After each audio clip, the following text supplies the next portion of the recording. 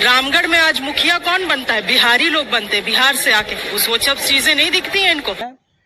नेहा शिल्पी तिर्की जी ने कहा है कि बिहार के लोग आकर के रामगढ़ में मुखिया बनते हैं। राजनीति चमकाने के लिए, राजनीति रोटी सेकने के लिए क्षेत्रवाद और आपस में लड़वाने का काम न करें। अभी भारत का नागरिक किसी भी राज्य का हो, किसी भी क्षेत्र का हो, वह कहीं पर भी रह सकता है। ये सिर्फ अपना राजनीतिक माइलेज लेने के लिए, तुष्टीकरण के लिए आपको ये बयान नहीं देना चाहिए। देखिए, कांग्रेस की जो नीति रही हमेशा से समाज को बांटने की नीति रही है, लोगों में आपस में लड़वाने की नीति रही है।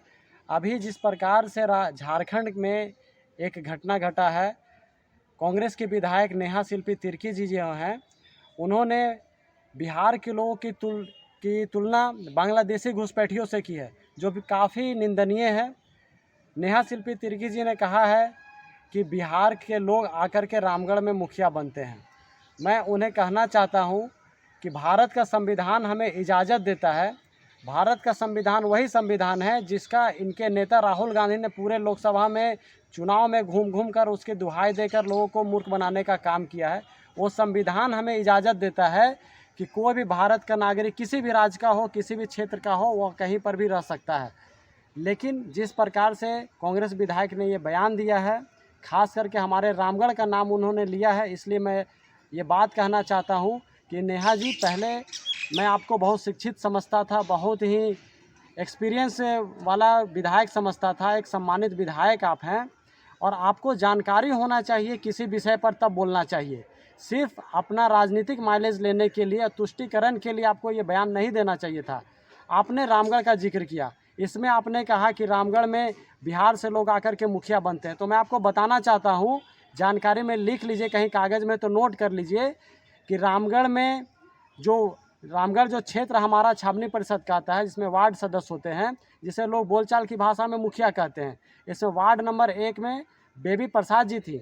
अभी फ़िलहाल सभी वार्ड सदस्यों का कार्यकाल समाप्त हो चुका है, तो लेकिन अभी जो इसके पहले थे बेबी प्रसाद जी थी, जो कुर्मी समाज से आते हैं।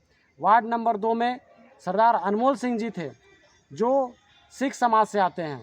वार्ड नंबर 3 में राजेंद्र नायक जी थे, जिनका स्वर्गवास हो गया, वह एससी समाज से आते थे। वार्ड नंबर 4 में कैलाश मुंडा जी, चंदन मुंडा जी जीते थे, जो कि हमारे आदिवासी समाज से आते हैं। वार्ड नंबर 5 से संजीत सिंह जी जीते हुए थे। वार्ड नंबर 6 से पूर्णी देवी जी हैं, जो कुर्मी समाज से आते हैं। वार्ड नंबर 7 से प्रभु करमाली जी थे, जो कि एससी समाज से आते हैं। वार्ड नंबर 8 में रेणु सिंह जी थी, जो जनरल कास्ट से आती थी। लेकिन कभी भी यहाँ की जनता को ये महसूस इन लोगों ने नहीं होने दिया कि कभी भी भेदभाव का या किसी का काम करने में इन लोगों ने भेदभाव किया। लेकिन आप अपनी राजनीति करिए, राजनीति चमकाने के लिए, राजनीति रोटी सेकने के लिए क्षेत्रवाद और आपस में लड़वाने का काम ना करें। इसके लिए ये विधायक, जो कांग्रेस की विधायक नेहा शिल्पी तिर्की जी हैं, इन्हें माफ़ी मांगना चाहिए पूरे समाज से, क्योंकि हमारा संविधान हमें इजाज़त दे रहा है। उस लोकतंत्र के तहत, उस संविधान के तहत कोई भी लोग कहीं से चुनाव लड़ते हैं या जीते हैं, हारते हैं।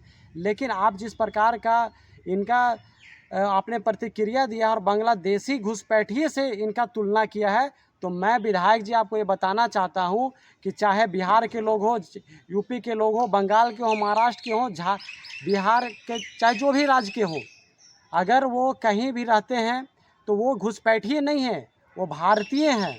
लेकिन बांग्लादेशी जो घुसपैठिए हैं, जो चोरी से यहाँ पर घुसे हुए हैं, चोरी से यहाँ रह रहे हैं, वो घुसपैठिए हैं। तो भारत का कोई भी नागरिक कहीं पर भी रह सकता है, वो घुसपैठिए नहीं है। तो मैं कांग्रेस से भी ये मांग करना चाहूँगा कि अपने विधायक के इस बयान का खंडन कीजिए या उन पर कार्रवाई कीजिए।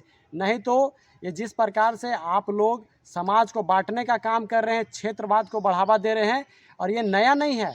समय समय पर इस प्रकार के कुछ राजनीतिक दल के लोग हैं, कुछ राजनीतिक लोग हैं जो समाज को बांटने का काम करते हैं, आपस में लड़वाने का काम करते हैं, और क्षेत्रवाद का जो बीज में बोते हैं, जिसमें वो सफल नहीं हो पाते हैं। ये बंद करें और अपना जो बयान दिए हैं इसे वापस लें। नहीं तो इसका ये कांग्रेस का जो नेतृत्व है, इन पर कार्रवाई करें, क्योंकि इन्होंने समाज को बांटने का काम किया है, क्षेत्रवाद को बढ़ावा देने का काम किया है। और अगर कांग्रेस पार्टी अपने विधायक पर किसी प्रकार की कार्रवाई नहीं करती है, तो जनता यही समझेगी कि कांग्रेस पार्टी हमेशा से ही लोगों को बांटने का काम किया है, क्षेत्रवाद करने का काम किया है।